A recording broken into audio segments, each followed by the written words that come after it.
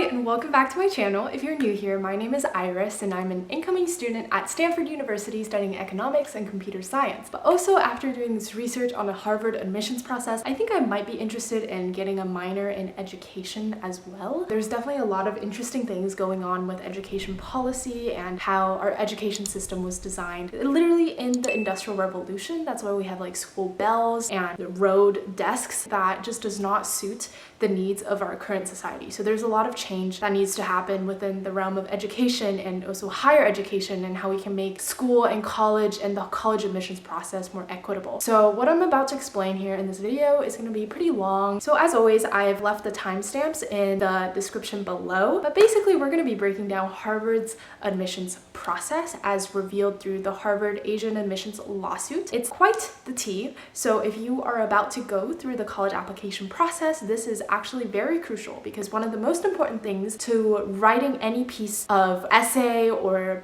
application is to understand your reader. In this case, your readers are the admissions officers, so you really want to understand that process they're going through in their head as they read through your application and figure out whether or not you'll be admitted or rejected. So make sure you stay until the end, because I will be revealing my own opinion on the system and whether or not I agree or disagree with Harvard's admissions process. First, just to give an overview, Harvard uses a rating system from 1 to 6. 1 is the best score, 6 is the worst score, and they rate you on 6 different aspects. 1 is academics, 2 is extracurriculars, 3 is athletic, personal, which is what Stanford calls intellectual vitality, recommendation letters, which is what Stanford calls support, and alumni recommendation. Also, keep in mind that while this is specific to Harvard's reading process, other top-tier institutions like Stanford, Yale, Princeton have very, very similar processes. They might use different numbers, but like the essence of what they're doing to judge an applicant is essentially the same. So this would apply to many top-tier institutions. All right, so first things first, we know what the 6 categories that they're going to rate you in are, but it's very important to keep in mind that not all of them are weighed equally. So for example, your interview rating is not going to matter as much as your academic rating. In fact, the 2 ratings that the admissions office values most are academics and extracurriculars. And I'm saying this because in the 19-page PDF of their reading procedures, it says that admissions officers should note special accomplishments in the applicant's academics or extracurricular realms. So those are the things that they're actually writing about. They're giving you a number rating for everything, but they only truly write about the academics and extracurriculars. So that just kind of shows you how academics and extracurriculars are like the most important factors to admissions. And also, as an applicant, you get an overall rating, again 1 to 6, and that is how they compare you with other applicants. And how they get this overall rating is honestly very subjective as well, because they're not taking an average of all 6 categories and putting it into an overall rating. They are literally just eyeing it and being like, they have 6 in this category, but like 1's in this category, so we'll give them like a 2. There's no formula for getting the overall rating. That's what I'm trying to say. Okay, so let's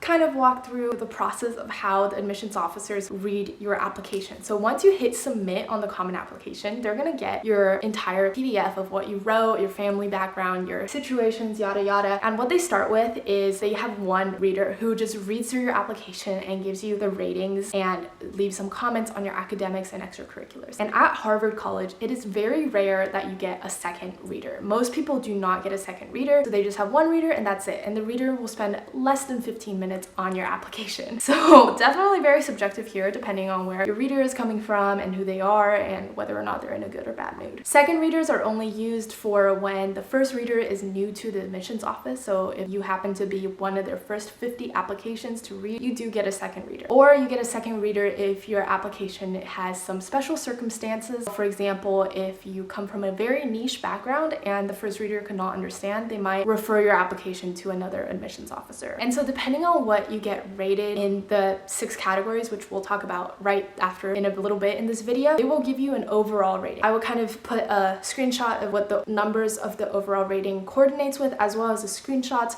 on your chances of acceptance depending on which number you get. This is all courtesy of Prep Scholar. They did some really cool stats on research, and that is very cool and I think helpful to you guys. You know it's real when we have the laptop out. Now I will explain each individual category and what goes into each category. First, let's start with academics, which thankfully is one of the more objective categories. And this is actually so clear-cut, and I think people don't know a lot about how clear-cut this category really is. So many people spend so much time trying to get a 36 on the ACT when literally having a 33 has the same effect on your academic rating. Here's the screenshot, and as you can see, you get rated a 2 if you just have a 33 plus on the ACT. So there is no difference between a 33 and a 36. So do not waste that time to try to get your score up to a 36 because that's going to do you nothing in this process. Okay, now how do we get a 1 in this academic rating? I know you guys are very ambitious and you want the highest score possible. Well, that probably comes with publishing a research in a well-known scientific journal, doing your own academic work of some sort and sharing that with the world. When they say near perfect scores and grades combined with unusual creativity, the unusual creativity part is really, really important. That's the part that most people are missing. So even if you have a 4.0 and a 1600, you still will not have a 1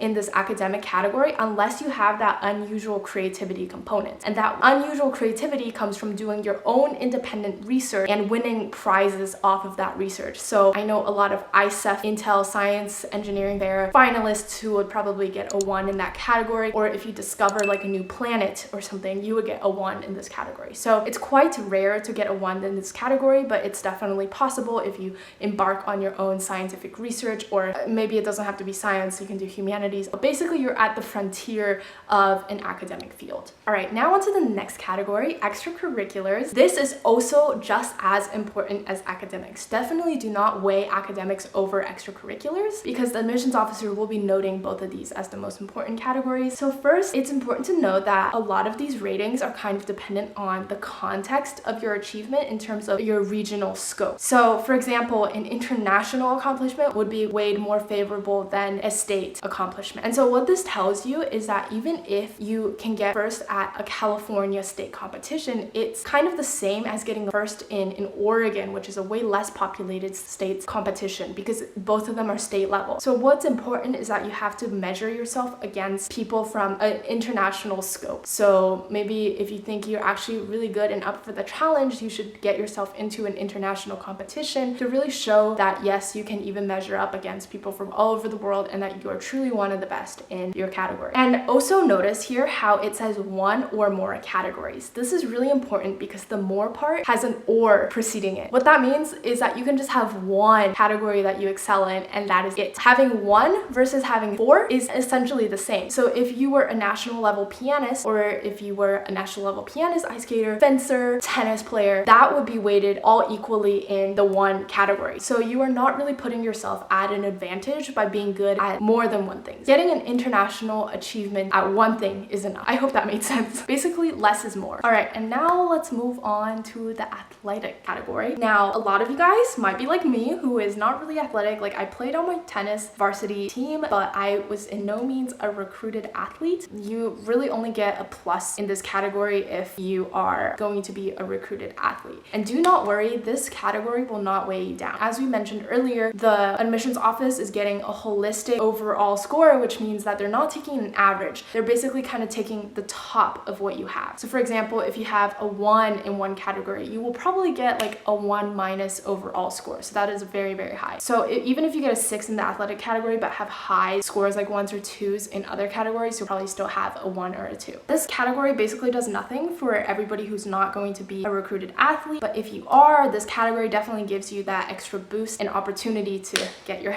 foot in the door. Okay, and now we move on to the most controversial topic, which is personal. And it's controversial because it's so subjective. Look at it. Literally everything is outstanding, very strong, okay, good, positive, bad. So it's like, okay, how do we actually measure these things? Like, how do I know that Sally is outstanding in her personal rating, whereas Sam is worrisome? That's very subjective. So this is essentially what the whole lawsuit boils down to. And Stanford has not a personal category, but an intellectual vitality category, which I think is a little bit more objective. Like you kind of know what you're focusing on, at least like you're focusing on the intellectual part, and that part is mostly exhibited through the essays. But this personal thing, it can come from your race, your class, your story, your experience immigrating to America, your contributions to your community, what your teachers say about you. It can be like literally everything. It doesn't have to be intellectual, it can be personal. It's just everything personal. So literally, I don't know what to tell you guys about this because the reading procedures does not specify on this part at all, but essentially the personal category is a boost to anybody who has shown strong character in some way or form, and that's literally communicated through the essays. This is why your essays are so important. It touches on what the applicant's values are, what the applicant's personality is. So everything that is subjective and relating to your personal qualities, the character, values, and personality. And this is also where like your story, that's what's important here. So for example, if you were a janitor at your high school and you still managed to graduate as a valedictorian and have great grades, they might give you like a 1 in the personal category just because of how much you've overcome and how much your story differs from everybody else. And you know, there are those stories where we just hear them and we're just like, wow, that person has gone through so much in life. They are incredible. So I do see kind of a point in this category because as an institution, you want to select for a diverse scope of people and you want these unique stories coming together to foster a vibrant learning environment. As an applicant, you should be maximizing your personal rating by writing great essays that showcase your unique personality, your values, which are respectable. So don't be like, I value cheating. Like that gives you a 6 on the personal category for sure. So respectable values as well as strong character. So do you have integrity? Do you value helping others, contributing to your community? Those are all things that you can exhibit through actions. So for example, if you make a passion project that is contributing to your community, you not only boost your extracurricular rating, but you're also boosting your personal rating. Because if you can explain why you're doing something and show the character and the motivations and the values behind your action, you are telling admissions officers that I have strong character, I have strong moral values, and this is why you can give me a high personal rating. So I hope that made sense regarding personal and can give you some actionable tips to how to maximize your rating in this category as anybody. Even if you don't have a special story, you can still get a high personal score just by putting action in your daily life and showing admissions offices that you do have a strong sense of character and moral value. I'm also moving my hands so much. Okay, where are we? We're on recommendation letter. Let me go to the bathroom first. Okay, cool guys. Now we move on to recommendation letters, and this section is also a little bit subjective, but it's more objective than the last. So it's important to know that you'll get 1 separate rating for every recommender. So you'll have at least 3 numbers under this category. So 1 for your teacher number 1, 1 for teacher number 2, and 1 for your counselor. Of course, you might have more depending on if you submit an optional letter of recommendation, but essentially every single piece of writing from a recommender will be rated on this 1 to 6 scale. And really the best thing you can do as an applicant for this category is to build strong relationships with your teachers and help them get to know you as a person throughout your high school career so they can really speak on how you've grown as a person, your contributions to the classroom, to your classmates, to the school community, and how you're a great person. So just be a great person with your teacher and show them who you are, and I think that will help you get pretty far. Finally, we have the alumni or interview category, and this is the least important category of them all because of how Harvard or any other institution has no way to standardize the ratings that you get in this category. So it is the interviewer who will rate you on different categories like academics, extracurriculars, personal, and then they give you 1 final overall rating for the interview category. The admissions officers, they see all of those numbers, so the academic, extracurricular, personal, and overall. The interviewer will also write a brief paragraph or 2 about how your interview went and what their impression of you was. But because of how diverse the interviewers are, it's impossible to get a standardized set of, okay, like this is how we measure applicants against each other. So the interview category is really just a way for the admissions office to verify that what they've seen throughout the application is consistent with what the interviewer has to say. Okay, so that's the gist of how this application rating system works. I'll link all the sources I used in the description so you can actually check it out, and also you can leave any comments. And so as you probably might have been waiting for, it's the end of the video and I'm gonna kind of spill the tea on my own opinion on Harvard's admissions process and whether or not I agree with it. So one thing is for for certain, there's a lot of human subjectivity involved. And in my opinion, this application process is like an appetizer to literally every single application you will experience for the rest of your life. Because at the end of the day, when you're trying to get into an organization, whether that's an academic institution or a business, you need to get past that person barrier. You can almost think of it as high school drama. People have their own friend groups, and it's really the subjectiveness of this friend group that decides who they want to let in and who they want to kick out. So is the process fair? No,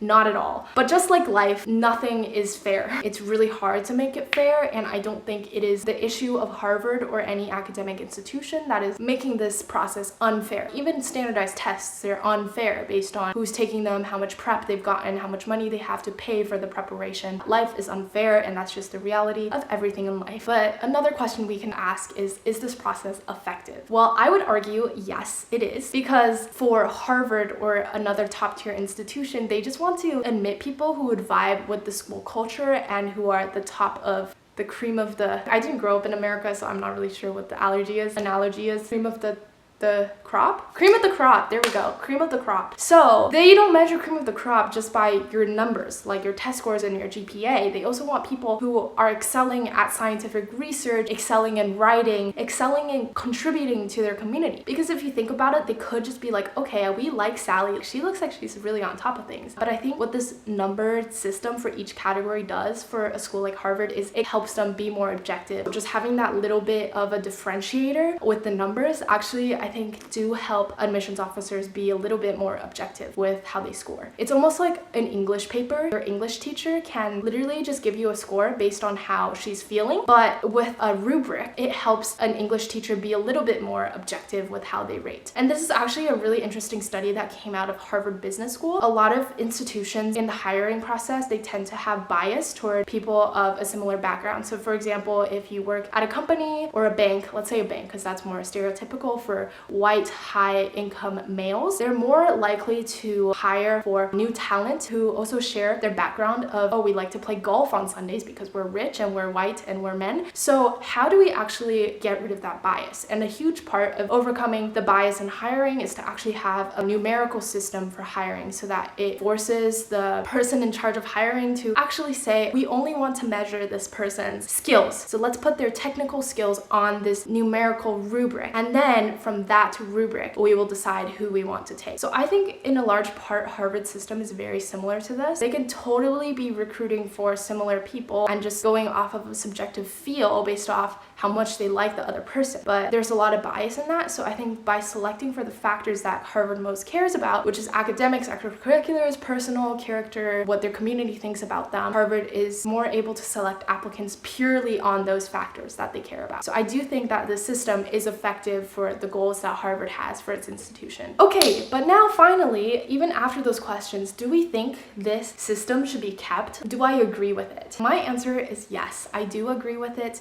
Even though it's unfair, it may disadvantage Asian Americans who do not have as clear of a story as other minority groups. I think it really emulates real life. Just from a student perspective, it helps students realize this real world that they're going into. So often in our childhood, we're measured against these very fair systems, but the thing is, real life is not a test, right? There's no point system for how you can move on to the next level, how you can get the better grade. Real life is subjective. It's really dependent on human to human relationships. Going through this process definitely helps an applicant just figure out, okay, this is the world that I'm getting into. This is reality. The bigger point of why I think the system should be kept is that I can't think of a better alternative, because a better alternative to the subjectivity would be objective metrics like tests. But in The Trap of Meritocracy, a book that this Yale law professor wrote, merit is a very subjective thing as well. America was built on the system of merit, but that's actually not fair at all. Actually, I don't think I explained that too well. Okay, basically what I'm trying to say with meritocracy is that even if a system like the SAT is inherently objective with the results that they're giving out, the background that the applicant is coming from still matters. So everybody is coming from different backgrounds, and so because of these predetermined factors, it's still impossible for that objective system like the SAT to be fair. So I think what this rubric with like personal qualities, your support from your teachers, that actually makes this process more focused on the individual and less on the background that the individual is coming coming from. If you were an individual who came from a low-income family, you can still stand out by having those great personal qualities. And if you're a douchebag coming from an upper-class family, you can still not be as great of an applicant even if you have the test scores because you're a douchebag. So I think this process as a whole does put more emphasis on the individual and their qualities. Even if you're like upper class, you know, like you can still have great and very strong community contributions and personal qualities that would boost your application. So I wouldn't think of being Asian or being upper class a hindrance to admission. Clearly just being lower class or from a minority background could give you an extra opportunity to boost your application. But that's not to say that if you're Asian or if you are rich that you are less likely to get into the school, because you still have plenty of opportunities to showcase your strengths, and that's ultimately what matters at the end of the day. Okay, I hope this video was helpful. As always, leave your questions in the comments, give this video a thumbs up if you enjoyed it, and subscribe for more college related content. I'll see you in the next one.